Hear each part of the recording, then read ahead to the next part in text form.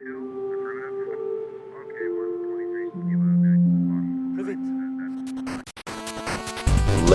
terms. What layman's terms? Do you speak English? Message from aliens results in a magical machine that whisks you away to the center of the galaxy to go windsurfing with dear old dad. Hello, Mr. Yakamoto. Welcome back to the Gap. How those assorted tank tops work out for you? Explain as you would a child. That's 1 hour for lunch, everybody. I think I'll have soup today.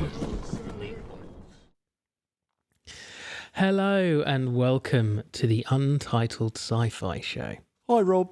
Hello, mate. How are you doing? I'm not too bad. I don't know why I waved at you, but hi.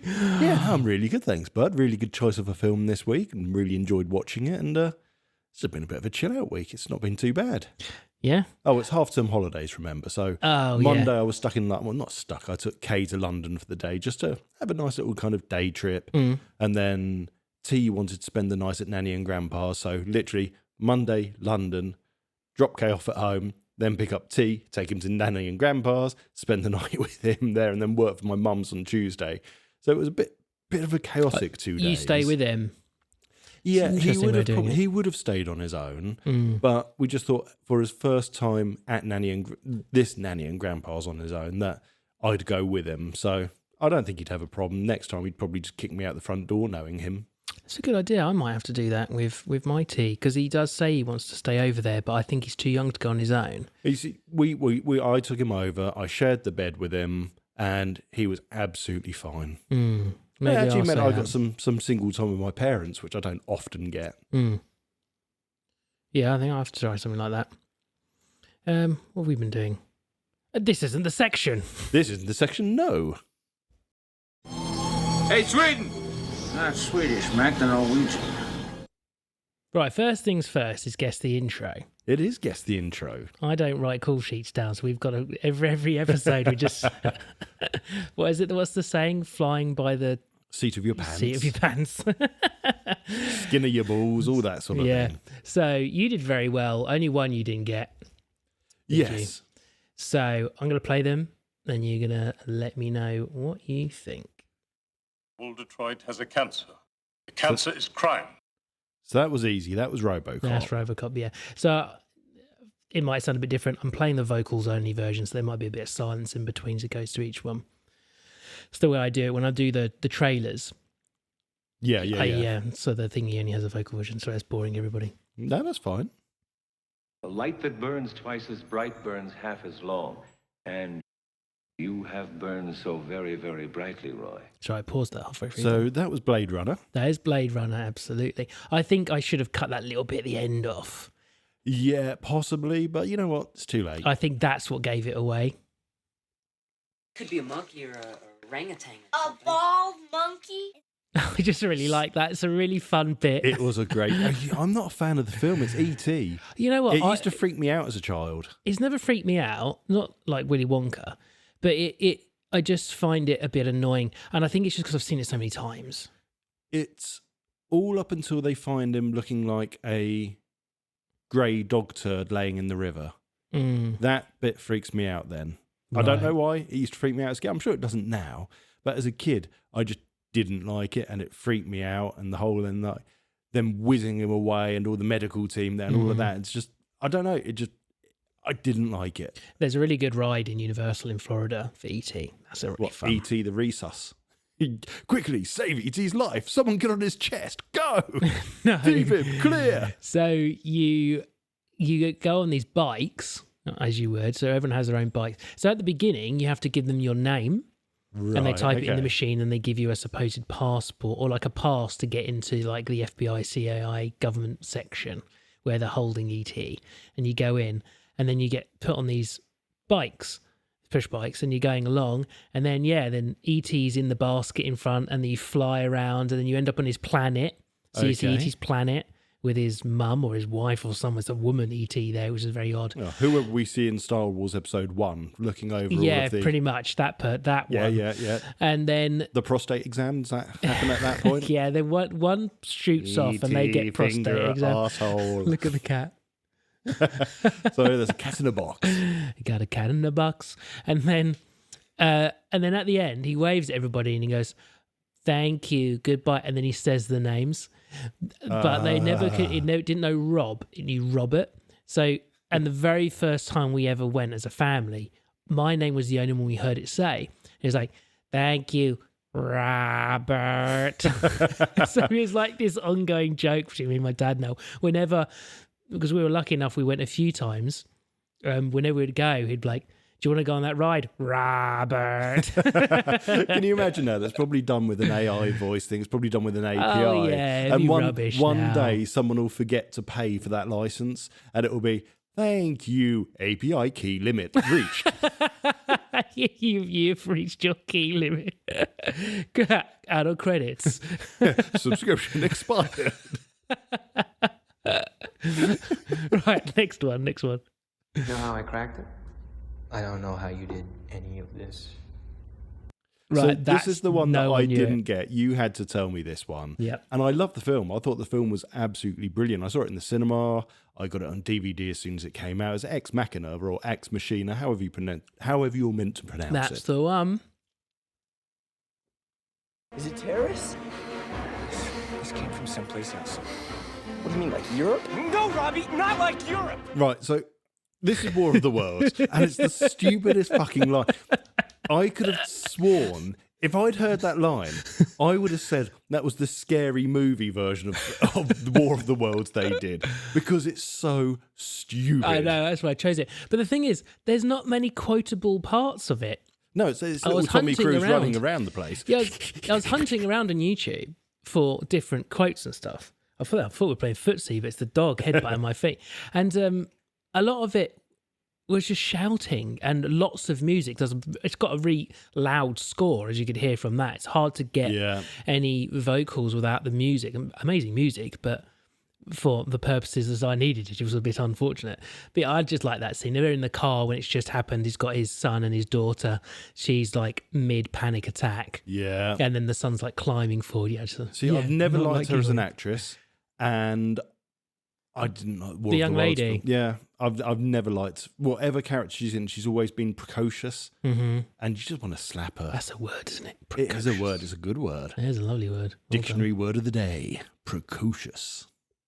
Would you like to know more?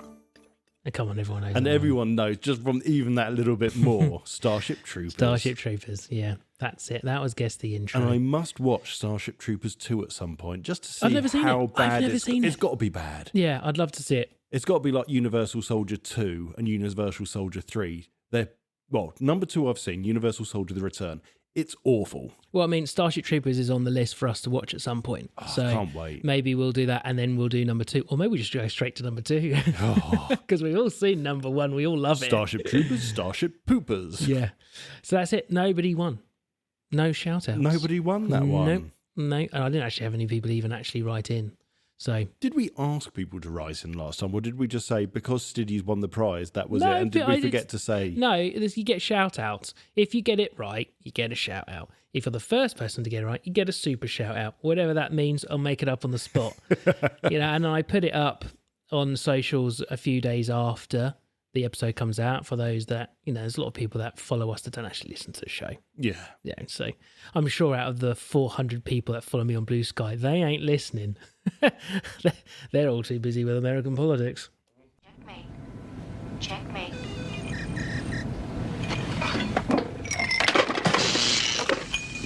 Cheating bitch. Right, what you been doing? Go on then. I've got 13. No. We're on a time limit, all right? Okay, no, it's not as bad as last week. Give me a break. You've got a 5-minute section count this time. Me and Kay started Ghostbusters Frozen Empire. Oh, nice. Yeah. She really liked the look of it. Mm-hmm. We've got about a third of the way through, and we've been watching it before bed, and it's just as the big, scary ghost is going to get sucked out of whatever it is and escape. So we thought we'll probably leave it then. We'll start watching it during the day at the moment because I don't want her having problems sleeping because of ghosts. Absolutely. She's very impressionable, let's put it that way. Mm-hmm. So I thought we'll move that to a daytime watch now, and that way she can just say, no, stop, and then we'll watch something happy. Yep. Non-sci-fi film I watched with her that she loved, by the way, The Mighty Ducks. The original one. The original. Of course, the great. original. Well, they've remade it, haven't they? Oh, really? Yeah, might be a series. There's a series. I That thought might it be one I'm carried thinking of. on because the clips I've seen in the series is them moaning that it's all it's modern day, and Coach Bombay is there, and they're kind of all saying he's the original Mighty Duck. He should be getting an award. None of this crap. So I don't know. Maybe it does carry it on. Maybe it's meant to be Mighty Duck's future. I don't know. But she watched it. She really enjoyed it. She wants to watch the second one. I'm happy. Yeah, it's been a very long time since I've seen Mighty Duck. I don't Snap. remember it even Loads remotely. of swearing. Loads of swearing. Is it 12? That's a PG. It's typical Disney PG back in the era. You got piss, bitch. There's a fair few others in there. Just randomly thrown in. But it's just that weird American world that those aren't considered swears. But if you say damn or God, whoa. Oh, dear. Yeah. Anyway, moving on from that, the only other sci-fi stuff we've watched is I'm getting Jem to go through all of the Alien films like you did with Miranda. We watched Alien a few weeks ago and she really enjoyed it. We've just finished watching Aliens. I did give her the choice. I said, look, we can go to Romulus, which is chronologically correct, or we can go by film release. And she said, no one else got to see it like that. So no, I want to watch it in the film That's releases. right. That's how I think you should watch all of them, in the order they were released. So we're going by release. So we had Aliens. Her words were, I enjoyed it. I can't tell you which I preferred between Alien and Aliens, as they're both such different films. It's so funny to hear other people say this. It just seems to be like the universal opinion of those two films. It's like the playground arguments of the 80s, Spectrum versus the Commodore 64. You're either a Specky kid or you're a Commodore kid. And it's like that with Alien and Aliens, isn't it? You're either an alien or you're an aliens. But we don't hate each other. Yeah, we don't hate each other. But the thing is they are such different films. I can understand actually her judgment on that. And it's the preferable way of dealing with it, isn't it? Alien is a phenomenal film. It's a horror thriller. Whereas you've got Aliens, which is an action film. I look forward to hear what she says about Alien 3. Yeah, you know what? I haven't seen it for so long. I'm looking forward to watching it. I know it's not necessarily the worst of the bunch, because let's face it, we haven't got to Resurrection yet. And we've also said we are not touching AVP with a barge pole. They don't exist. Yeah, so we have just watched, I'd say, all 6 of the Alien films. You know, the four, and then you did Prometheus, Covenant. Excuse me. And I would say that of the Alien films, they get progressively worse. I think. No, I agree. The storyline gets worse and worse. I mean, bear in mind with Resurrection, they clone her just to get an alien, which makes no sense at all. Why on earth would her DNA have an alien already in her chest? DNA doesn't work like that. Yeah, that was a weird plot point that I thought too. It's like when you take a little strand of DNA, it's not their entire it's not like a snapshot of what they were. No, I mean, you could go back to LV-421, because don't forget, all that blows up is the processing plant of their home. And okay, yeah, it's going to take up to like 30 clicks, I think they say, or 40 clicks kind of area it's going to decimate. For all we know, the alien ship wasn't that close. It could have been further away from there, which I would have assumed it would have been further away than that. Yeah. Because technically, if you're terraforming an area, you're not going to land and go, oh, what's that over there? Don't worry about it. We'll just ignore it. It's the sensible option for Weyland-Yutani to do, rather than spending all that time and money cloning, was she the 8th one? Or the 7th one? Something like that. Yeah. All those failures beforehand. And that's a really fucked up scene as well, by the way. It is really you see fucked all of up. those. The failed clone. Yeah. And yeah. Oh, well, here's the thing. I need to kill this clone of me. What's the best way to do it? No, put your gun away. I'm going to kill it. Flamethrower. I'm going to watch it slowly roast and see if it smells like chicken. Yeah, I'm just going to burn you alive and just listen to you scream. No, don't shoot. No, don't put her out of misery. Let's watch. Make sure she dies. Yeah, it's been about 30 seconds. Still screaming. Don't you shoot her. It's a terrible film. It is really. When people said how bad Alien 3 is, I don't think any of them expected Alien 4 to be, oh boy. Yeah. And then... I mean, it's the equivalent of Terminator Dark Fate for the Alien franchise. Yeah, I think so. And then the other two, Covenant and what was the other one called? Prometheus and Covenant. It goes Prometheus first and Covenant. They're both, as I said to you privately, imagine they're not alien films. The Prometheus is easier to imagine it's not an alien film. Yes. And if you do that, I actually think it's quite a good film. Yeah, and if you'd got rid of the idea of the xenomorph and made it a slightly different design, you didn't go for the Geiger-style designs. Mm-hmm. Yeah, you're right. You could have made that just a purely sci-fi film. Wonderful, really good fun. I like the bits that do tie in with what we know, but not enough of it ties in to make it, oh, well, this is good. I mean, bear in mind, so the ship that David takes off in, the ship they find has crashed. Yep. They then take off, and that lands where Covenant happens. Yep. Which, by the way, must mean that planet is LV-241 or 421, because that's the same fucking ship, remember? That's meant to be the same ship. Yeah. Which also means then they went to LV-421, and this entire old civilization that's been wiped out wasn't picked up from the scanning.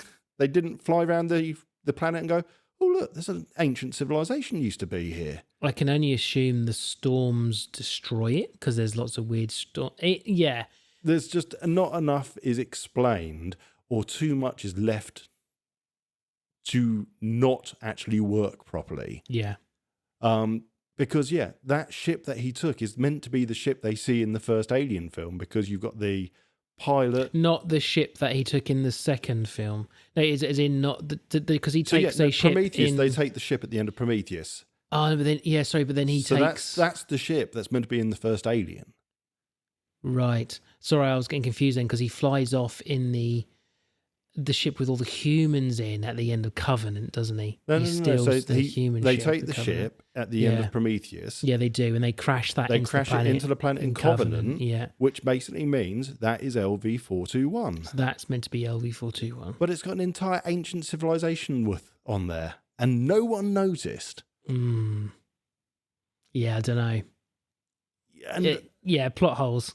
This is why you have to just pretend it's not an alien film. They also leave the planet absolutely running with aliens. Yeah. Yet they weren't there in the first film. It was just the face huggers and a single alien. Well, and they went in the ship. You could argue it's a big planet, and maybe they all migrate to a different part of the planet. And it's like saying there's a lot of people in China. Yeah, but you could argue that. But in Aliens, she tells the story, and then you're led to believe that basically Bert goes off and tells the people, the terraformers, the colonists, there's a ship nearby. You haven't seen it. Go and look and see if it's there. And then, we've lost contact with it. So that ship is meant to be full of aliens. Or face huggers, at least we know. It's just too much of Prometheus and Covenant didn't work with what was currently known because of Alien and Aliens. It's almost like they kind of said, I know we've got to fit it in with these two films, but we've already had the ideas about what we want to do. Yeah. So we're going to do that and just really, really try and shoehorn it in. I know you're a size 11, but... I know you're a size 11, but all we've got is a size 9 shoe. You won't mind it for like 10 minutes. Actually, you do.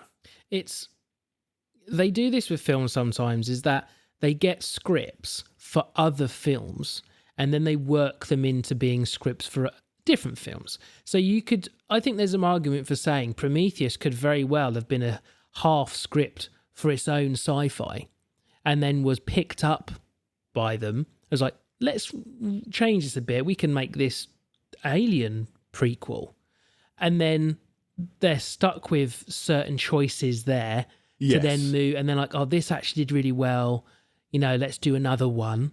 We've got Fassbender in. We can get him in again. I mean, wasn't Prometheus a Covenant? One of them was Ridley Scott, wasn't it? Second one was Ridley Scott, I'm pretty sure, yeah.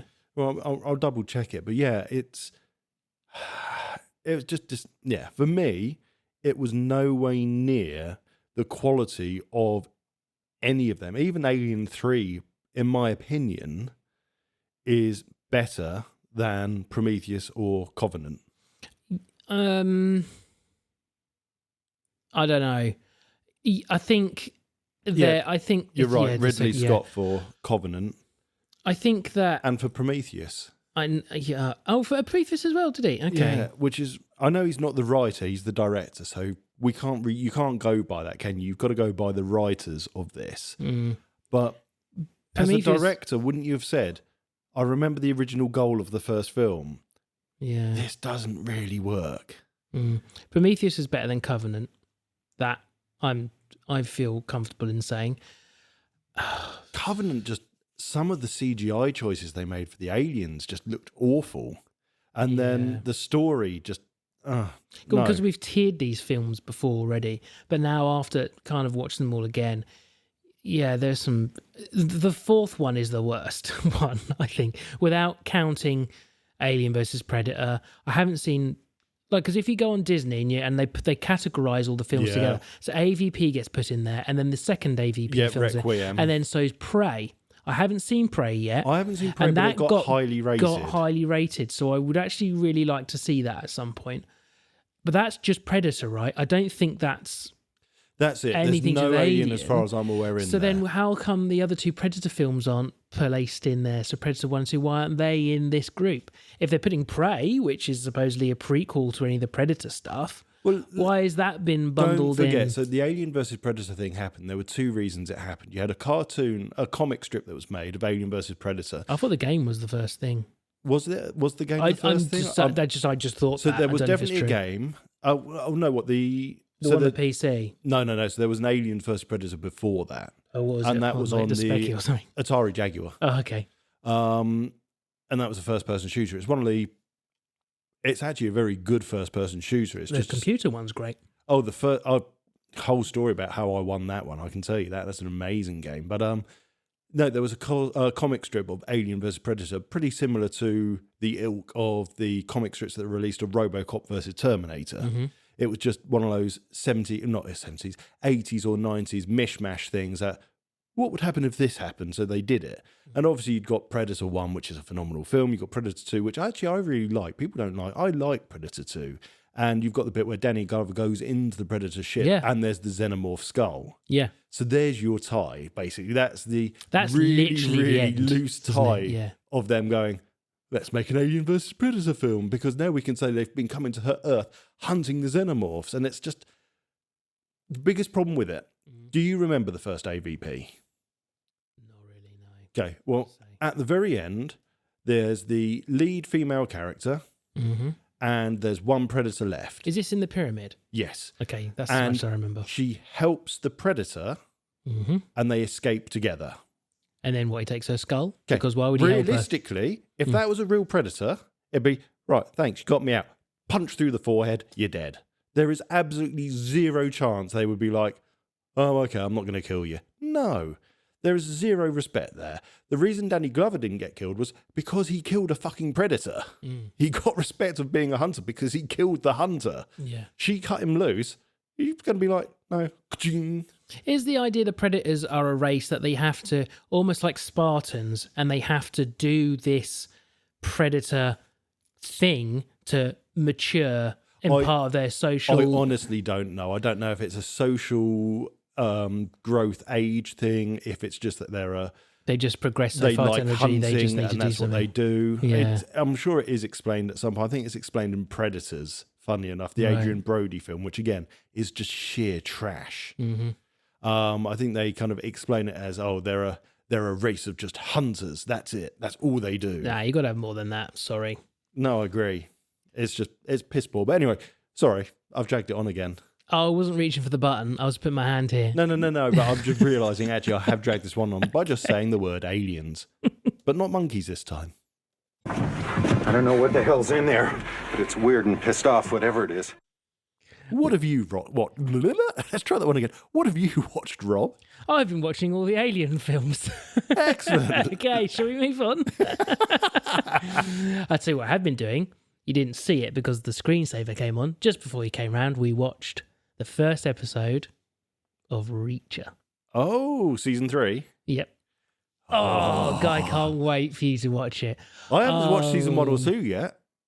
I've only seen the clips of the Have you sexy never man watched it? Manson. You've never watched it? I've only seen the TikTok clips. Oh my God, they're so good, TJ. You would really enjoy it. They are genuinely very, very good.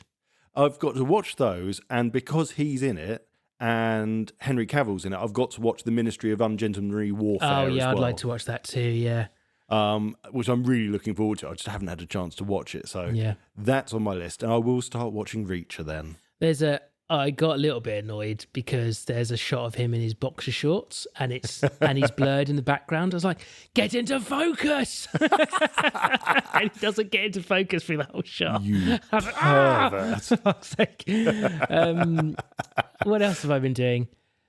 As you, I've played a little bit of trading card game simulator. Trading card game shop simulator is... Yeah. Oh, I've lost too much time to it. So much time dedicated to building my shop. I've been almost for like the past 4 days worth of game. I've been like changing the shop design to see how best to lay it out. Mm-hmm. I've got 2 auto centers to get the smelly people now, and it still doesn't get them. So I then still end up getting my little can of deodorant and spraying people. You need to, because they have to be sprayed twice. Yeah. That's what I've noticed. I've got it right by the door. So if they come in, they get sprayed, and then if they come across the shop again, they'll get sprayed. It's just really simple game, and I know it's early access, but a lot of work's been put into it. The mechanics are actually really solid. So what I'd like to see is like more progression on that now. So obviously, like the idea of the game people is you own a shop and you sell this fictional trading card game, which they've made. I think there's over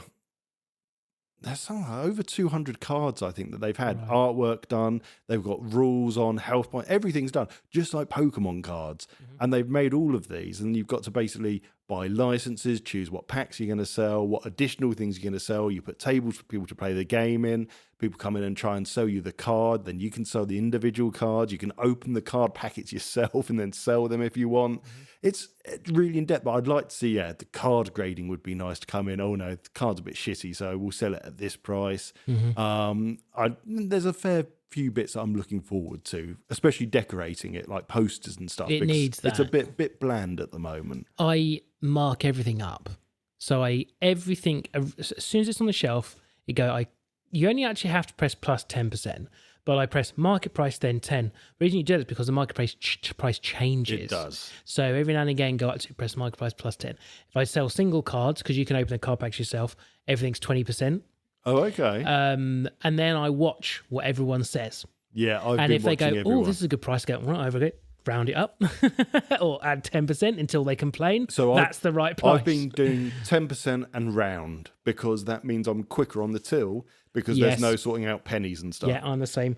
Do you ever get to the point where you're like, you fucker just gave me a 50 that only cost you a few pence, and now I'm counting out all this fucking change, and I'll be like, if there's some of them, I'll give them all 1p's. I'll sit and I'll tap 1p 20 times. So you've changed it to pounds and pennies as well. Yeah, I'm like, fuck you, mate. You can have 21p's for that. Yeah, and it's just funny. I've always liked simulation games. They're my thing. SimCity especially, and The Sims.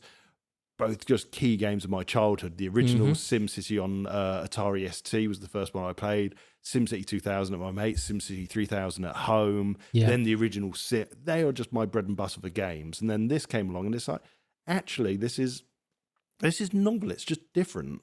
And I didn't even think about getting this. The original one I looked at was going to be Supermarket Simulator, where you set up your own little supermarket. I thought, actually, that'd be quite cool. You have to start off as a little news agent and then build it up, and then I just saw someone had put that, and this one had so much higher kind of ratings. There's a mod for it. Turns all the cards to Pokemon cards.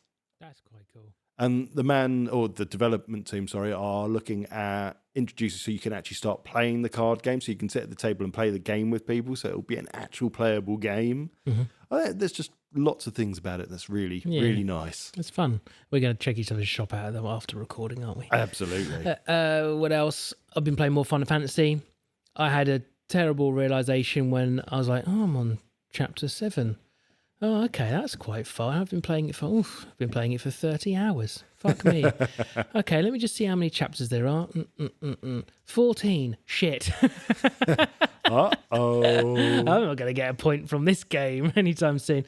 So I have been playing that, and Avowed came out the other day, so I had a little go on Avowed.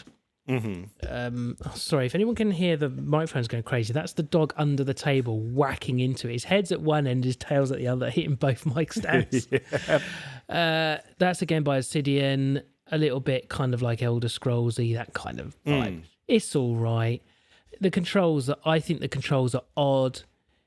I'm sure it's fine on the computer, but on the controller it all feels really floaty. I had to turn all the dead zones to basically 0, so I felt like I moved. And then there's a head bob, which you can turn off but doesn't actually turn off. Oh, and useful. Then I guess on the computer it's called mouse acceleration, but they don't have a similar thing on the controller. So when you push further to the end, it's faster. Yeah.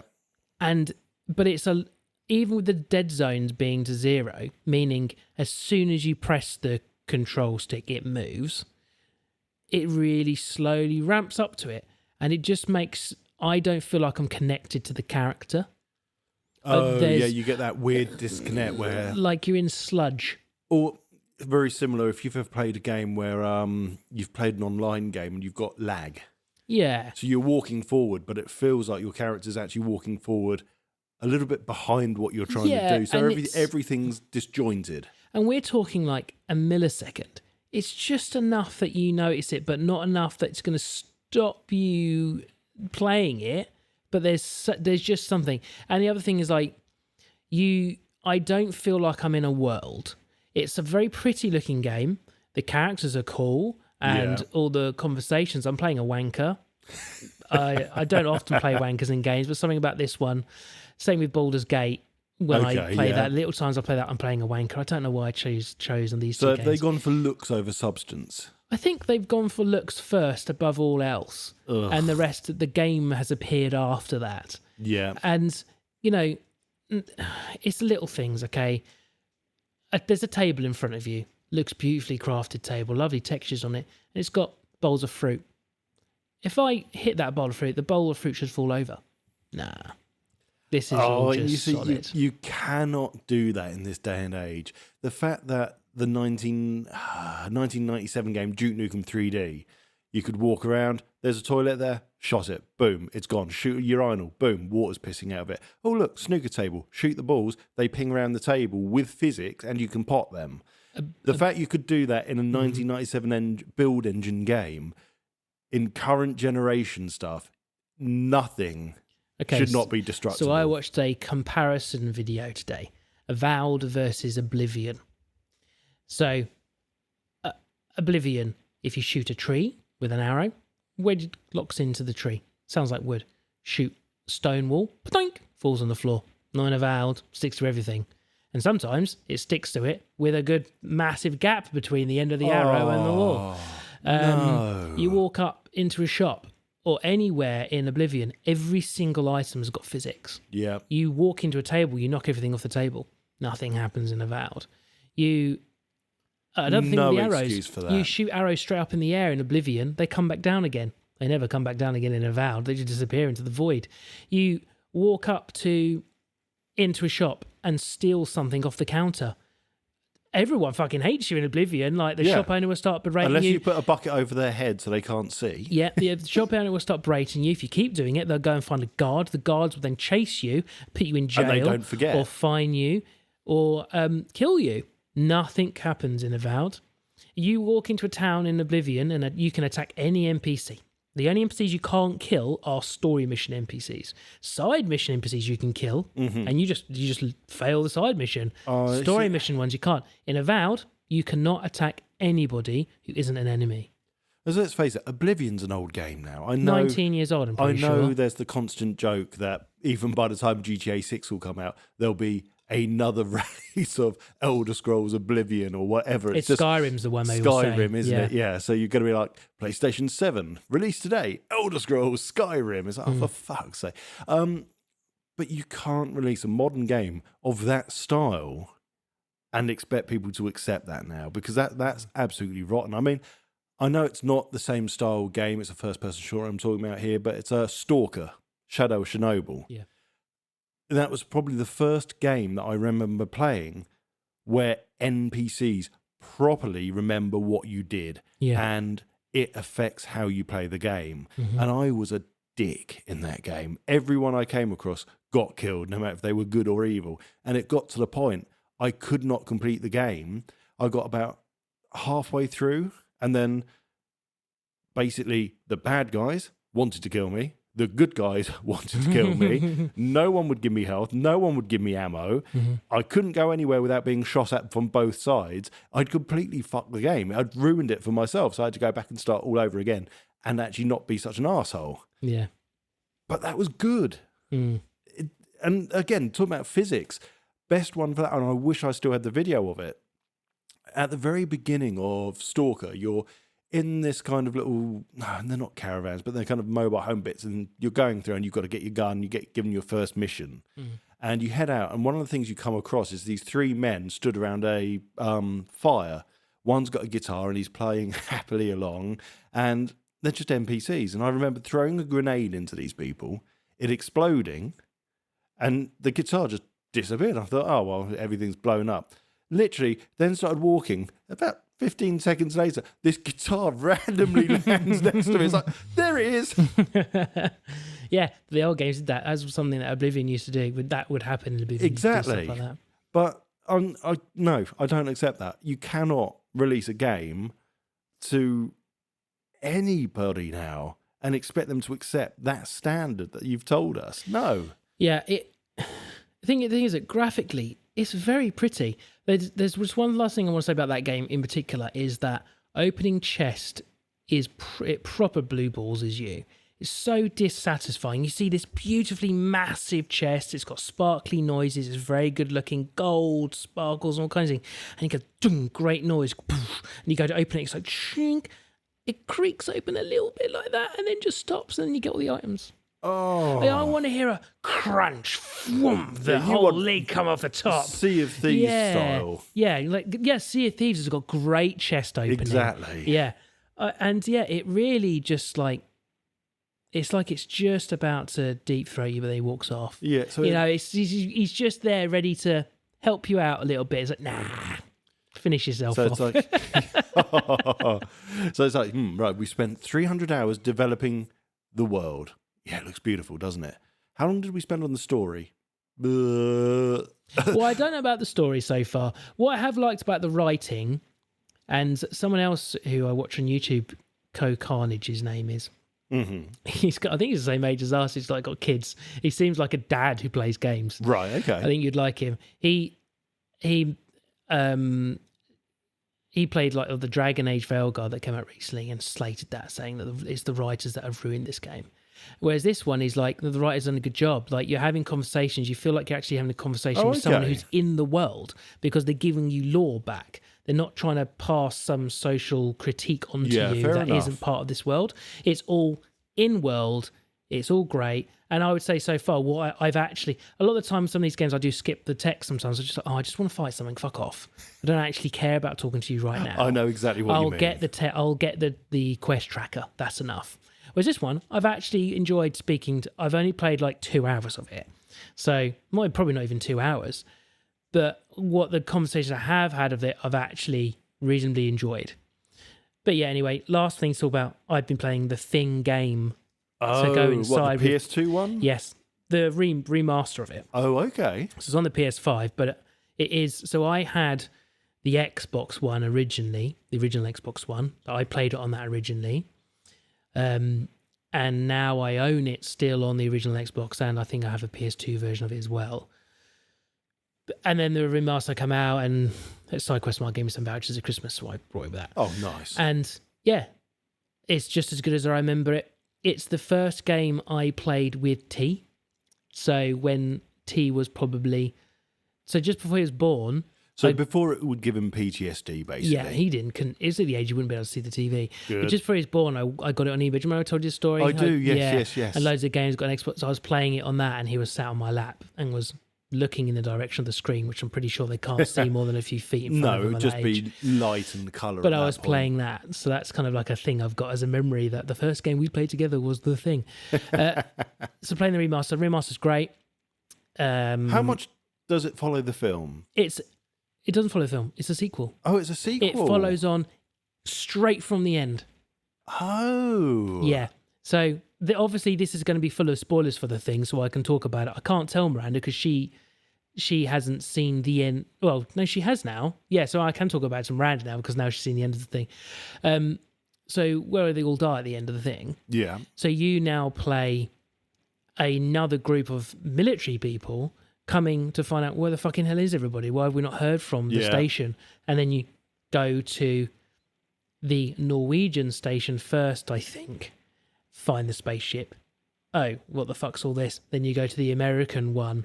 That's where the game happens. Right, okay. You know, and you find the tape recordings from... Oh, that he left, he's left, and you're like, oh, and then obviously it all starts going wrong because the thing is still there. So it didn't die when... Didn't die. Oh. Because as you know from the film, it's every single cell is a thing. Yes. You know, an arm gets chopped off, well, that's now another entity of the thing. It's like a big... Yeah, kind of a bad thing to blow it up, I guess, but we'll talk about that in a moment. Yeah, I've got a comment about that. Let's get on to that. We're going to draw a little bit of everybody's blood. Because we're going to find out who's the thing. So, in my opinion, masterpiece, John Carpenter's The Thing, 1982. Yeah, it's one of the... And now, I'm going to be honest here. Never seen it before. Mm-hmm. It's not one that I'd sat down and watched. I know all the main clips for it, all the main bits that almost anyone knows when you talk about The Thing, like the CPR scene. You know, they're the bits people know because they're the most kind of televised bits of like some of the best sci-fi or best practical effects or most gory things. So people will have seen them, but I've never actually sat through the whole film. And I would say, having done that now, it is definitely one of the top films of all time. It is one of my favourites. I watched it because my old man he had it on VHS, and I would always see it there, and always loved the box art. Yeah, the box art's brilliant with the fur kind of outline of the coat, but no face. Yeah, and the way the thing is written as well, just the font and the kind of design of the logo of it is just like really eye-catching. It's a really attractive look. And he would go on about it all the time, and he'd be like, the thing's going to get you. And never, ever explained to me what it was. Kind of the way he told me about Deliverance without ever telling me what was in Deliverance, just telling me I had to watch it. It's the similar kind of things, like, you just have to watch this film. And I can understand that. And you cannot do, and I'm not expecting us to do, justice to the thing by just talking about it. If you haven't seen it, you've got to just watch it. And we're not talking about the modern remake of it. Oh, dear God, don't watch the modern one. The 1982 original, because that is all you need. And it stands up perfectly because the practical effects are so fucking brilliant and really like hands over your eyes, kind of gruesome. Absolutely. There's a couple really decent jump scares. Yes. You know, the testing scene, there's a jump scare there, gets me every single time. Every time the jump scare gets me. It's even quite funny. There's like some moments of actual kind of, dark humor kind of comedy thing, when like, get me out this fucking chair, Or when the Thing dog version gets taken into the other Huskies and you just get the worms for the first time, or the tentacles, sorry, I should say. It's horrible. Yeah, I need to watch a video of how they made it because I don't know how they made the intro because they haven't got CGI. So how did they make it where it rips the screen off to reveal the word, the thing? How did they do that? It's just animation green screen and all sorts. I don't think they had green screen. Of course they did. Green screen's been around. I suppose they would have had it. They did it in Star Wars, didn't they? Well, they did it in the original Superman, remember? I suppose. It's been around for a lot longer than you think it has. But no, it's just been very, very cleverly edited and a lot of hard work, painstakingly frame by frame done with animators and everything else like that. Don't forget I would say the film industry, as much as people that work in it now obviously love what they do, and we'd never criticise that because obviously it's their job. Whether we like what they've created is another matter. But I feel that the film industry back then, especially when you consider things like Star Wars, when you see the Darth Vader's shuttle land on the Death Star. Yep. Even to this day, I find it hard to believe that 90% of that scene is just a painting on screen. Yeah. It's not real. It's just painting. But the sheer effort that was put into to make it look as good as it does, and that's what you get with the Thing. You don't get that now. It's just done with computers, it's done with CGI, and people can think, but it looks so much more real because people are moving around. There's no warmth or love to it. Yeah, is what I kind of get from that. But you're right. It's just phenomenal. Absolutely phenomenal. It's just, I don't know any film that, because clearly, like, the practical effects, it's weird one because it's so grotesque, so odd to look at, and so weird. You kind of like, it's not real.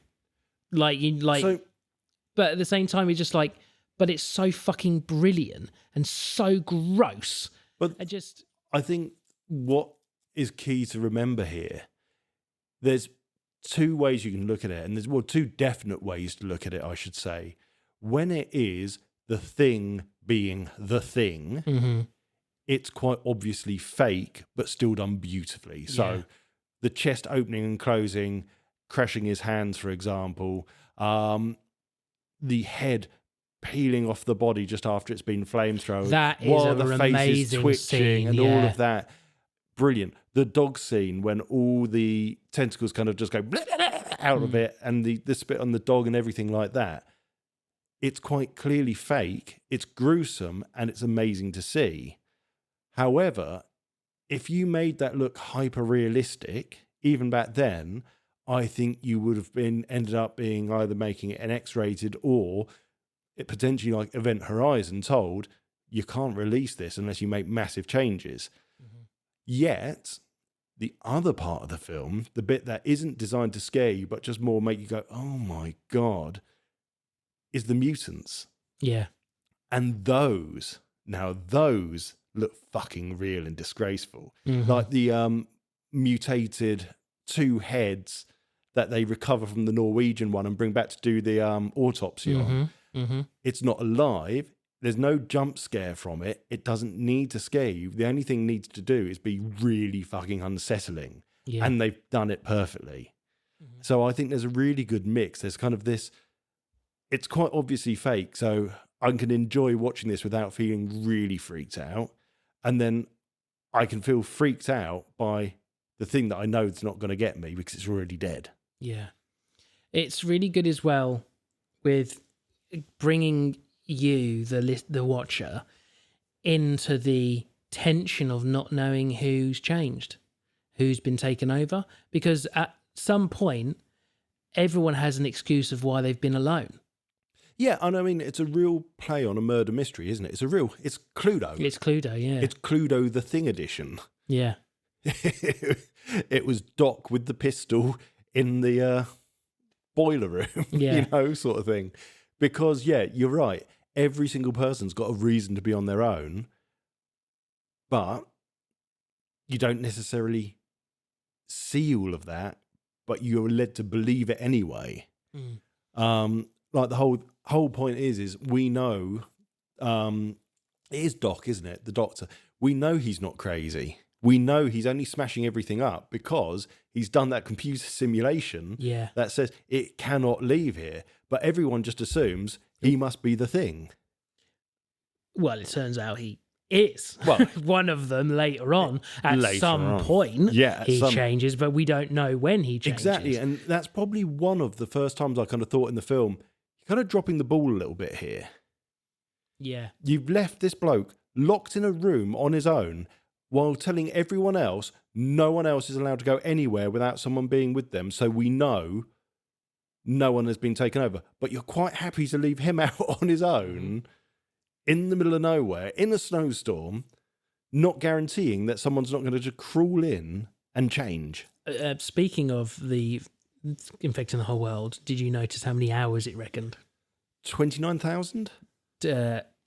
27,000 hours. Oh, I was close. Yeah, 27,000 hours from first contact to whole world population taking over.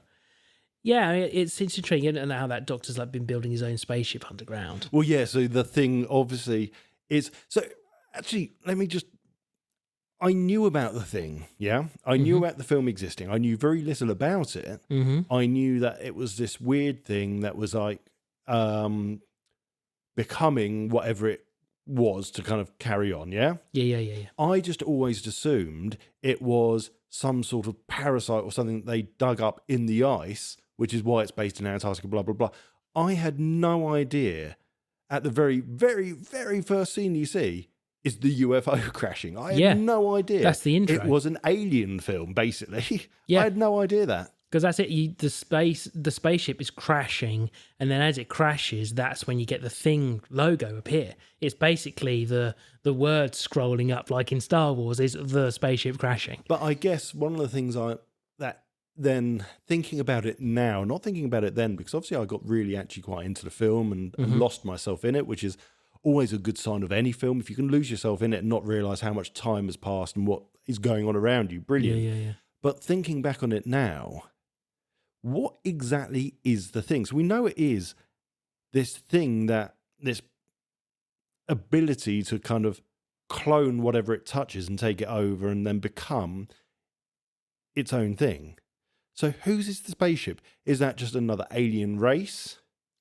And he's basically, or this thing has taken over one of this alien race and then stolen one of their spaceships? No. Is it its own race of people? And if it's its own race of people, what does it originally look like without cloning something? So I don't think they stole the ship because they build their own. So that happens. So they know the Thing knows how to make space travel because they're making one. They're making a ship. Whether that's to get off the planet or to get off of Antarctica, who knows? So does that mean on a cellular base? Because remember, it's per cell, as we said earlier, per cell has the ability to have all of that knowledge. I think it is a single cell organism that has, what is it when all thoughts are into one? What's that called? Being a Borg. Yeah, no, Star but Wars content. Supposedly ants kind of have it. Hang on, Star Trek content, not Star Wars. No, we don't talk about Star Trek. Yeah, no, but I just called Star Trek Star Wars. Sorry. What's the term called where you all think like a hive mind? Hive mind colony. A single cell hive mind. Yeah. Where maybe this is kind of, obviously it's too far away or broken off from its main planet or whatever. You know, for all we know, their planet's just goo. Like the pink goo in Ghostbusters. That's their planet, is just goo, and it's all this organism. And it could be, COVID. It's COVID that has super evolved and become this hive mind thing and just wants to spread. It's a disease that just wants to spread. What's the best way to spread? A lot of germs hide themselves because they want to do the most spreading. Almost, I would say it's parasitic. Yeah. That's probably the better thing. It's it does, because it takes over the cells. Well, really wicked computer animation that the doctor really had. Good, I isn't it? loved that. It's so of the era, but so cleverly done as well. Yeah. And since when did we stop giving actors real flamethrowers? Because I wrote that on my phone, and I was thinking, well, once upon a time in Hollywood, they give Leonardo DiCaprio has one. I've seen the trivia on this, and apparently in the film he says something along those. Can we turn this down? Can we turn this? And that wasn't part of the film. That was Leonardo DiCaprio saying, "Can we turn it down a bit?" It was because he was getting hot. That is the only time I can think of. Someone please write in. That they give them real fucking flamethrowers. These guys are clearly walking around with flamethrowers, other than aliens. Yeah, apart from other than the alien films. Why did we stop giving people flamethrowers? It's such a good weapon. Bring them back. And not just the ones that Elon Musk's company was giving everybody. No, dickhead. Let's not even talk about him. I want more flamethrowers. Yeah, they always look good. Yeah. And excluding war films, obviously, because things like Good Morning Vietnam, there's flamethrowers in that, because Saving it's Private the Ryan. Vietnam rule. Yeah, so anything war-based, you can kind of avoid from that because it's expected. But you're right. As a weapon for action films is so good. Yeah. Like instead of having, we call them cunt cannons, but the grenade attachment to a assault rifle, Yes. having a canister for a flamethrower underneath. How fucking cool would that be? But that's why Warhammer 40k was so good, wasn't it? Because you got flamers. It's like, let's make things cook. Yeah, that's why I always play the flamethrower guy in Helldivers, and I always get every flame item possible. I'm the fireman. Yeah. You're the fireman, and I'm the on-fireman. You're the on-fireman. Yeah. Just, I don't know. I feel like I love the film so much, but it feels like I can't talk about it for 45 minutes because... Not because it's bad. It's just so fucking good. I want people to watch it. It's so neatly contained as well. It's not a massive sprawling thing. It's like 7 or 8 guys trying to figure out which one's the bad guy. There is something to be said for when a film limits itself to a very small number of sets. So if you think you've got the handful of buildings at their location, you've got the burnt out location at the Norwegian camp, and you've got the location of the UFO. That is it. And everything is within those. Whereas you take something like the Bourne Identity, where it's pinging across the world, pinging across cityscapes and everything like that, it loses believability because you just think, yeah, but you're opening it up to so many people's eyes, ears, and what's going on. Whereas limiting it like this is perfect because it makes it so much more believable. Especially then cutting them off as you would be in Antarctica. Perfect. Yeah. Absolutely ideal. And it makes it really believable, the paranoia that they all have and their real characters coming out. Yes. You know, I like when they're trying to decide who's going to be the new boss because the real boss has just died. So like, who's... No.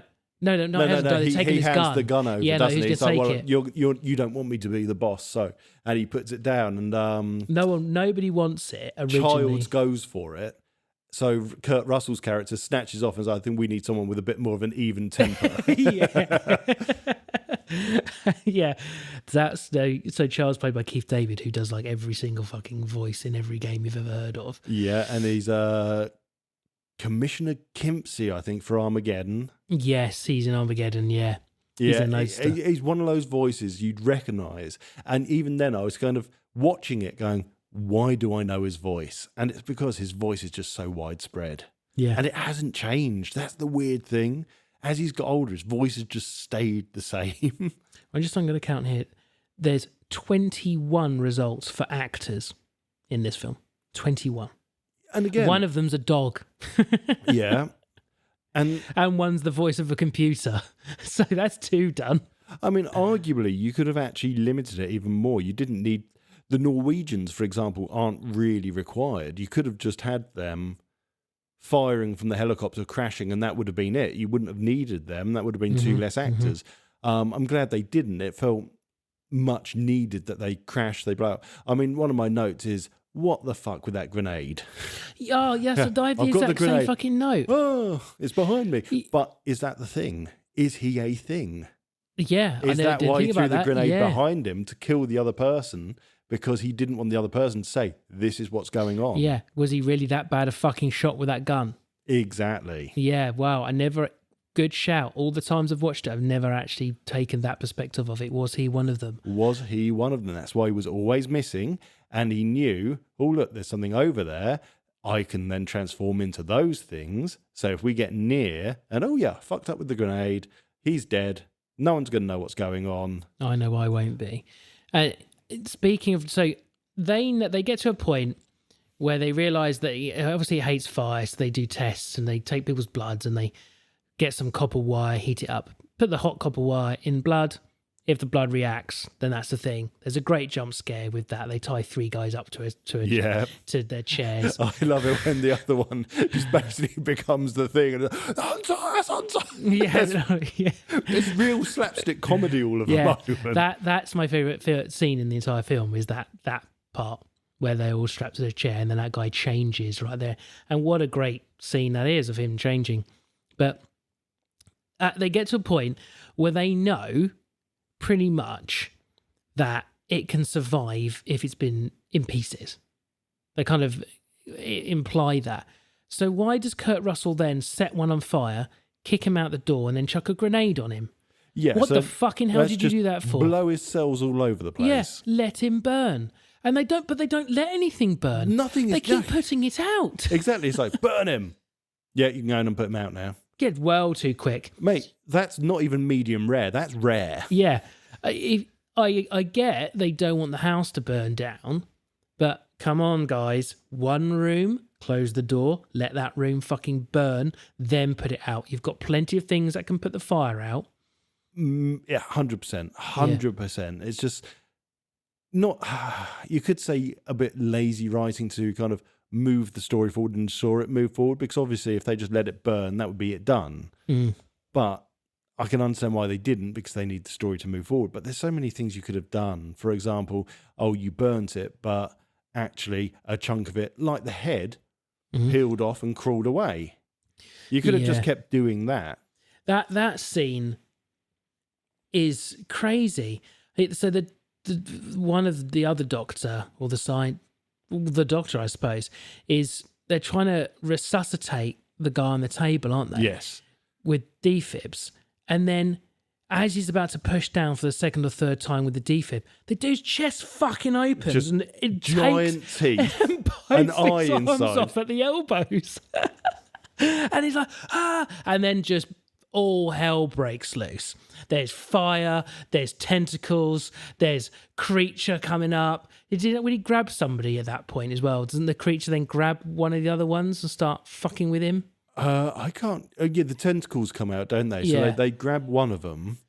And eventually they set it on... is it windscreen, whatever his name is? Yeah, that's when they get Windows. him, right? Yeah, they get as he him. gets thrown against the wall. Yeah, I'm pretty sure he gets taken He at gets that point. cooked at that point as well, because he started to change. Yeah, and then they do a shot where they think they've killed it, but its head's hanging off the end of the table, and it slowly stretches down, and then plonks all the on while the face floor. is moving. Yeah, the face is moving around, the face upside down, it lands plop on the ground, and then fucking spider's legs come out the side of it. Arms, eyes, on sticks, what they call like antennae. Yeah, kind little of antennae come out. The spider of legs what would kind have of been come the out. chin, I guess, of the face, and then it starts crawling around the fucking ground. This upside down head, mouth still moving. Yeah. Just now. Did you know this isn't the original film? No, I didn't. So the original movie's The Thing from Another World, 1951. Okay. And it takes place in the North Pole, not Antarctica. And who wrote it? Is it based on a book? I've got no idea. Who's the War of the World author? H.G. Wells. Yeah, it sounds like one of his. So scientists and American Air Force officials fend off a bloodthirsty alien organism while at a remote Arctic outpost. Now, I'm just literally jumping onto this really, really quickly because I'm just intrigued to see about it. And I can't see who wrote it. That's a shame. That's annoying. When they make it so... Oh, there we go. Writers. Charles Lederer. He's written quite... Yeah, okay. There's a lot of names on there that I recognise from old sci-fi. But what's interesting is... Hopefully this won't catch the sound. If you watch the trailer... Hopefully it does it. Because I'm pretty sure it was this that I saw. Oh, it's a bloody advert. Do you want to use my phone and we can bring it through and people can hear the advert? We could do the trailer, but the thing I wanted you to see is, hopefully... Oh, fuck, it's literally the same writing and everything. It's the same writing and Holy everything shit, for the black and white. We've got to watch that. So We've got to watch that. We've got to sit and watch the 1951 then, because actually... Because they will have been limited by the effects and what's available, sometimes it actually can be those films can be a lot creepier. And I want to show you some really classic sci-fi at some point. I know we've already got the next episode planned, but in the future, I want to show you something called Quatermass and the Pit, the black and white film. Mm-hmm. And it's brilliant. It's a British film and it's got very little practical effects, but what it does do and how it does it and the suspense it has is brilliant. Absolutely brilliant. It's interesting. I wonder if this is a reimagining of that, and then the more modern one is a reimagining of this. So, I mean, we haven't talked about the modern one, but the modern one, full of CGI, deserve your fucking breath. And I've seen the model that they had designed for the thing. And it was amazing. What I've seen of a few shots of that version with none of the CGI, because from my understanding, we spoke about this before, they filmed the entire thing not planning on doing CGI. Yeah. So they had practical effects for everything. And then at some point they went, no, let's make it CGI, and painted over everything. And it's awful. It's fucking dreadful. I mean, it's not something you need to remake anyway. And let's face it, we didn't know that it was remade from the 1951 one anyway. For all we know, the 1951 film could be absolutely atrocious. I don't think it will be. I think it will be of its time, but I think it will be very enjoyable. This took it to the next level. Why did it need to be remade? There was no need for it. Clearly, somebody thought they could do it better. If there's an ego here that's come in and just thought, we can do this better. If anything, they were right to make the game a sequel. Yeah. And that's what someone should have considered. The game's had a really good idea. How could we take this forward? Yeah. I mean, maybe it ends up at a military base in Antarctica because they come and pick up all the remains, take it back to the military base. It's still contained, but you could have a whole different story going on there with different things happening. But no, they go and remake it. And it's just that typical, we've remade something because we can, and we've ruined it. Yeah. I love this film. Yeah, I mean, there are a lot of scenes you could talk about. I love the design of it. You actually feel like what they've built as their outpost is the real outpost. I mean, their rec room's got a pinball, it's got an arcade machine, it's got a snooker table, they've got their kind of couch there. You've got the... is it Knowles or Knowles or whatever his name is? He's the kitchen, he's the cook, he's got his music that he's playing, you've got windows and all the radio transmitter stuff. Everything feels like it's in the right place, it's the right design, it's what you would expect in somewhere like that. Even the flamethrowers, you would expect them because you think, we're in the middle of one of the coldest places on Earth, we're going to need to be able to quickly thaw out things. Flamethrowers, makes sense. Oh, and as well, how do you think people would be when they're in the middle of fucking nowhere, stuck with a load of blokes who they may or may not like for a long period of time? They'd all be a bit grumpy with each other. Yes. And they were all grumpy with each other. And they were only just starting their leg, basically, as well, if you think about it. They're all like, well, we've still got a few months before the rescue team or the swap-out team are due. Yeah. So you're led to believe that this is actually still fairly early on in their kind of rota, their shift. Yeah, I remember saying to Brandon watching, everyone's so grumpy. Like, I definitely got the impression that they didn't like each other. They were all there. They were all employees. They had their reasons to be there, but no one had their reasons to work together. And Kurt Russell's character, McCready, he had his own... He's got his shack up but he's in the top of the legs, So maybe he's up there, higher ground. He gets a better view of everything, so he can be like, this is going to be all right weather for flying. We can go out in the helicopter today. Blah-de-blah-de-blah. That's the plan. I think the only thing they don't really explain, I don't know if 5 minutes of exposition would have helped or actually just ignoring it like they did. What's the research they're doing there? Who are actually the research people? Because everyone seemed to have their jobs, but no one seemed to be a research, excluding the doctor. Well, you had the two guys. You had the doctor and the kind of sciencey guy. Okay, yeah. So you've got two of them. Yeah. But for a research station, you wouldn't just have had two people. That's what it could have done with a little bit of exposition, like... What are they doing? We're just literally, there's two of us, and we're measuring the temperature and the wind and the ice cores here, and it only requires two of us because it's a really shitty, boring job. Something like that would have, for me, just added a little bit more of believability. Not that it needed the believability, but it may have added a little bit more to it. If I remember correctly, the game does tell you some stuff about what they were doing. You pick up tapes and kind of logs and stuff. I've not got far enough into it to really, and I don't remember. As I would argue as well, why are the Norwegians so close? Now, I know actually the fact is in real life, in the Antarctic area where they do the science studies, there are base camps based by country, and they are all fairly near each other.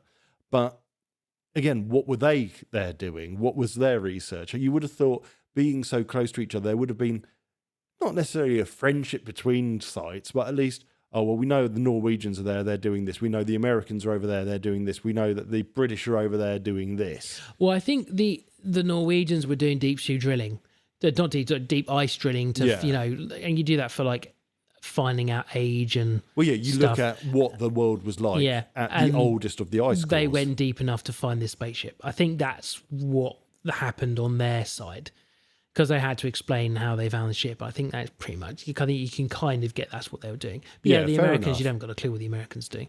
But what I really liked, the end, everyone dies. Yeah, there's no happy ending to it. It's not a happy ending. That's such a rare thing. And I think we've said about it before, either on the Variety Show or on this show. It's very rare to get a film that chooses to end in a negative connotation. So they chose to end it with both main characters that have survived dying. That's it. And you don't know if they've succeeded. You don't know if one of them is actually the age. So for all we know, Childs was just like, you know what? I will sit here and die with you, because he's the thing. He wants to freeze until the next group turn up. So for all we know, MacReady has been all along, and his aim was to kill everyone. You just don't know. So ending it like that is brilliant. And it is a rare thing. I mean, I don't like Deep Impact much as a film, but at least they went balls deep and went, well, we're going to kill half of the fucking population of Earth with an asteroid hitting Earth. I'm going to have to do the beginning of the game again, because I'm pretty sure you find MacReady's body and there's only one body. Oh, so the little expectation is bit. It is Childs. So I'm just thinking, my memory might not be correct, but I wonder if I play that first kind of half an hour of it again and see if that is MacReady's body and if there's two there. Is that why Childs does the cheeky grin? Yeah, and like I'm pretty sure if I really want to start thinking about it, I wouldn't be surprised if he is it, because he does go away and he's like, oh, I had to go off. I thought I saw XYZ, so I had, you just don't know, do you? And he is the odd one out for all of it. And as MacReady said, you've got this uneven temper, you're a wild one, and we don't know about you. I mean, obviously they do the blood test up until that point, but then they leave him. You don't know what has happened since. Yeah. Well, as I said, at some point, every character has a reason why they'd gone off on their own. Yes. Every single one. And that's his moment at the end. That's the moment we go, you've now... Well, actually, no, he has two, because when he comes in, he gets accused of it, because he leaves MacReady out there, doesn't he? That's not Childs, that's Knowles. Oh, okay, sorry. As he comes back and he said, because he's the one that finds the rag in the boiler. Yes, that's it, yeah. He abandons him and leaves him out in the snowstorm and runs back, leaving MacReady on his own. Knowles, Nauls, if that's how it's pronounced. Because they do say that they know that the thing won't be dead from the cold. It will just go into dormant it's state. looking to go into a frozen state until the next people come along and take it where it wants to go. Yeah. So I wonder, yeah. And you're right, he gives him a kind of a bit of a look. It's kind of I'll just sit here too then. And do you think sharing that alcohol with him would pass the disease over, or do you think he's actually got to grab him and absorb him? I don't know, possibly. I think the idea is that, the thing grabs you, absorbs you, and becomes you.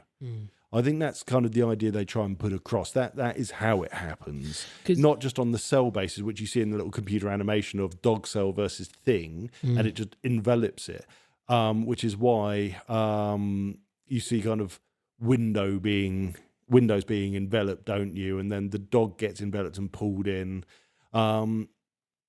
What I did like as well was when the final thing appears and you've got all of the things that it's cloned recently. Yeah. The dog comes out, the face comes out. There's the interesting thing of it, because I'm listening to all of it. It's called Dungeon Crawler Carl. Dungeon Crawler Carl. I'll get the name out properly. Long story short, there's a character in it which can change shape. Okay. And they can kind of take things into their mass and use it, and then so that they take in a metal shield, they can absorb that into their mass and then use that to make their arm metal. Oh, okay. The problem is they're taking on mass. They get bigger, so they can't make themselves small again. So a 5-foot person eventually becomes a 6-foot person because A they've got bit so like that, much mass. Like bit, oh, was it? It was a PS2 game, wasn't it? And it began with a K, and I can't think of it. Where you play the ball and you're rolling around the world, and you're trying to build up mass to complete the level. So everywhere you're rolling around, you're getting bigger and bigger, and slowly the world gets smaller as your ball gets bigger, and you're Katamari Damacy. Katamari, that was it. So that's the thing about the thing that they ignore. Yes, it's absorbing all those dogs and resolving everything. Eventually, that big one that's there, that's too big to be a person now. It's taken on too much. But is that one... That was the one that he fights underground. So do you think, is that where the main one's living, underground? Because you see it crawl under the ground. But and do you whole think ground there is a sits up, main one? like in Tremors. I think there's more than one. Well, I think there's definitely more than one because, as you say, it's on a cellular base. If you blow up the cell and the cell comes into contact with you, it can then clone your cell and carry on cloning and envelop you. But don't forget, the thing that we see that is the dog becomes this giant thing in the corner hanging from the ceiling, doesn't it? Mm-hmm. It grows 2 giant bloody arms that tries to pull itself up. And that's like 3 times the size of the dog, but it's the same thing at that point. So obviously this thing has the ability to grow and shrink based on what it's choosing. Yeah. So I don't think we are meant to be thinking about size and space in that way. I think it's just a given that it'll be the size it wants to be the size of. Yeah, I mean, I'm happy with that. Just if you want to start really picking at anything, oh no, you're right. But yeah, I don't actually care. But the thing is, and if you wanted just to pick, the thing you pick at is you don't burn it for long enough and you don't blow it to pieces. Yeah. Those are the 2 things to pick away from this film. Nothing else, because everything else actually you can accept. But those 2 things they are the 2 things. Yeah. Overall, fucking brilliant. Magnificent film. Absolutely magnificent. I'm really glad you liked it. It just genuinely blew my socks off. It was just every minute of watching it was enjoyable. There wasn't a part of it that I thought, oh, how long's left? I want to see how long's left. Oh, I'll start doing this while I'm watching it. I wanted to watch it through and through. Yeah. No gaps. You can't miss a bit too.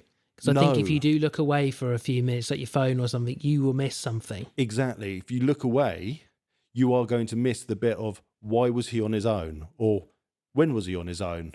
Well, actually, it happened 3 minutes ago and you missed the time he was on his own. Yeah. That's why they're all doubtful of him. So, yeah, it's actually a film you've surprisingly got to pay attention to quite a lot. And you don't necessarily always get that with a horror film or a thriller. You can normally half-arse it a little bit, but here you actually need quite a lot of concentration for that film because you're right, it's very easy to miss something, and what you miss could be a giant story arc that actually makes the film collapse without. Yeah, and I didn't think it was very long, but it's an hour and 49 minutes. It didn't feel that long. It did not feel an hour and 49 minutes. But don't forget, we are in a world now that I think it's generally accepted films need to be 2 hours or longer now. So 1 hour 49, I think, is actually on the shorter side. I mean, I still like the era of 1.5 hour films. Yeah. But it is what it is. There's a 3-line blurb of it in IMDb, and it actually personifies the film perfectly. A research team in Antarctica is hunted by a shape-shifting alien that assumes the appearance of its victims. That is exactly what this film is. Yeah. Completely personifies this film in a very short way.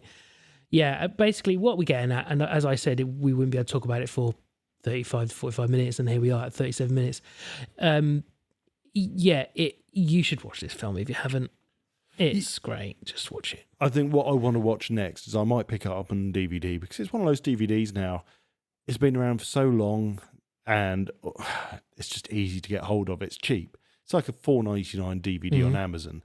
I would love to watch the audio commentary with John Carpenter on it because he will explain a lot of the ideas he had. And I'm really keen to see if were we right in what we were thinking or if we weren't, what was his thought process behind it? Because I'm sure that's going to be, it's one of the audio commentaries that I'd be interested in listening to. And it's not something I would normally say. I normally don't care. I don't think I've ever listened to an audio commentary of anything ever. There's only been 1 or 2. yeah, this way, actually, this one I would do. I know you gentlemen have been through a lot. And when you find the time, I'd rather not spend the rest of this winter tied to this fucking couch! Right. Next week, we are watching Red Dwarf. It's cold outside, no, you know it. Yeah, and I just said next week. I fucked up again. Yep. Next episode. So what we're doing is we're both choosing an episode each. So it's gonna be. So you're gonna if you join in and actually watch the stuff that we do, you're going to be watching 2 episodes of Red Dwarf because they're quite short. They are short. They're a British comedy, so you can expect them to be about 25 to 30 minutes. It's not like the US comedies, which fall in at about 22 minutes because you've always got 8 minutes worth of adverts. So we're more to like the 25, 27 minute, I think. So yeah, 2 of these is a nice, easy watch. I said to you, it doesn't have to be your favourite Red Dwarf episode, but certainly one that you've got good, fond memories of watching and knowing that you enjoyed. Oh, 100%. Yeah. So what did you pick? Oh, well, I sent you a list, didn't I? You did, but you just need to pick one of them. So I'm just going to quickly say my favourite ones that I could think of on the spot were obviously Confidence and Paranoia from Series 1, Better Than Life in Series 2, Backwards in Series 3, Polymorph in Series 3, and Meltdown in Series 4. Now, all of them are brilliant. There are more than that, obviously. I'm going to go with Polymorph just because Good for choice. me, it is a continually funny episode and I can rewatch that over and over again. And things like Give Quiche a Chance and just everything about that episode makes me laugh. So I'm going to go with Polymorph Season 3, Episode 3. Yeah, Polymorph shapeshifter that feeds on negative emotions. Negative emotions. Yeah, it steals emotions. So it takes Crichton's guilt, Rimmer's anger, Lister's scared, and Cat would be his vanity, surely. His vanity, yeah. Yeah. So I'll mention some episodes. Got season 5 episode 4, Quarantine. A virus makes them all go mad. Yeah, with Mr. Flibble. Yeah. Season 6 episode 4, Rimmer World. Rimmer World's a good one. That's a good one. But that's funny enough, that's towards the end of the seasons before they kind of renewed Red Dwarf in this modern era, isn't it? Yeah, kind of. And then there's a great one, mainly just because of one bit, season 7 episode 5, it's called Blue. Now that's the one with the Rimmer song in it, where there's a ride. Crichton makes a ride. So yeah, because Rimmer's not in it. Season 7's the first of their reboot of Red Dwarf, wasn't it? So they were lost and then it kind of ended. And I think the Suicide Squid was one of the last kind of episodes of that series. And then it disappeared off. And then, if I remember right, isn't it the nanites or the nanobots rebuild Red Dwarf and everyone is alive again? Yeah. And I think that's when Kachansky's definitely back. Yeah, Kachansky's back. And yeah, then we get that. And then it's the end of that season that they rebuild Red Dwarf, isn't it? So yes. So I think Rimmer's dead at this point. And that's it, yeah. This isn't what the episode I'm picking. I'm just telling you the episode. And what's it? Fuck, I'm suddenly forgetting it. Lister, he's like having like sexual dreams about Rimmer. So Crichton like gets hold of all his diaries, Rimmer's diaries, and makes this ride based on Rimmer's. Oh, it's not. He's dead. He takes the place of Ace Rimmer. Oh, that's it. Ace dies, and Rimmer takes over the position of Ace Rimmer. Yeah, absolutely. You're right. And yeah, and this has got it's Arnold Rimmer. Well, it says anyway, I do know the words, but I'm not going to sing it now. But the one I'm choosing is season 5, episode 6, and it's Back to Reality. Great episode. So the end of the season 5, I think. Which is the Suicide Squid. Oh, is that the Suicide Squid? That's the one. Yes. Because it ends with them being chased by the Suicide Squid, and it turns out it's still the game. Yeah. So it's when they get pulled out of this VR thing, and all of the seasons beforehand have supposedly been inside VR. What are we doing? So everyone is like their worst versions of what they think the worst versions are. What a really fun episode. It's great. It's a good, fun episode. That's the same series that's got Gunman of the Apocalypse, which is Crichton. they come against the bad androids. I can't remember what they call them now. And they blow up their ship and they plant a virus on Crichton.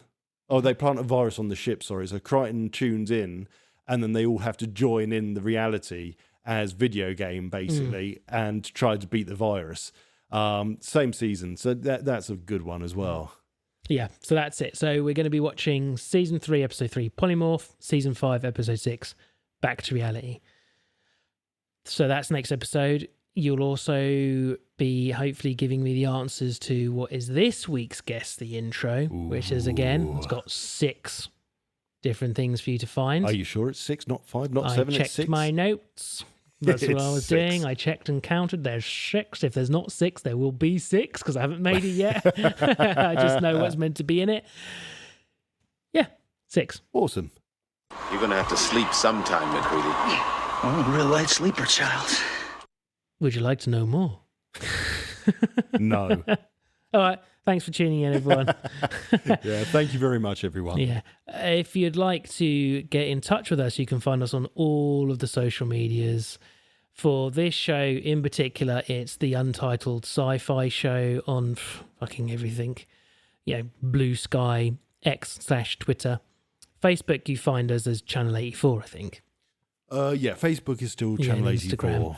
If you'd like to email in your answers for this episode's guest the intro, you can email it to me at rob@channel84.co.uk or to podcast@channel84.co.uk. Doesn't really matter. If you want to speak to Tom directly, it's TJ. Fuck, I get the wrong every time. TJ@channel84.co.uk.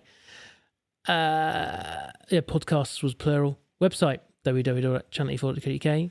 TJ's been working on... Yeah, I've actually updating it a little bit. Miracles happen, yeah. I do plan on writing a little bit on there. I might write about some of the games that I've completed recently. Yeah, we're doing our little game of who can complete what games, and we're going to write up the games we've both completed so far. But, you know, it takes time, doesn't it, writing stuff? It does. And, yeah... listen to the rest of Studio Channel 84. That is Lightly Used with Karen and Adam, and Who Takes the Socks Off with Ross and Simon. With Ross and Simon. All very funny, all very lovely people. You'll like them very, very much. That's it, I think. Is that it? I think that's it. Hooray, huzzah. All right, see you next week in the Variety Show, or 2 weeks for next episode of the Untitled Sci-Fi Show. Love you. Bye. Thank you for listening to the Untitled Sci-Fi Show. This station is now shutting down and will be back in 2 weeks.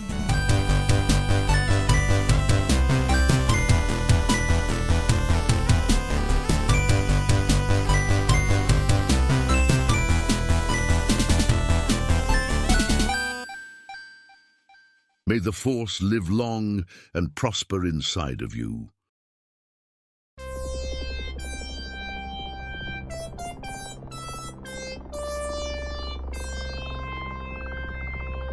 This was a Studio Channel 84 network show.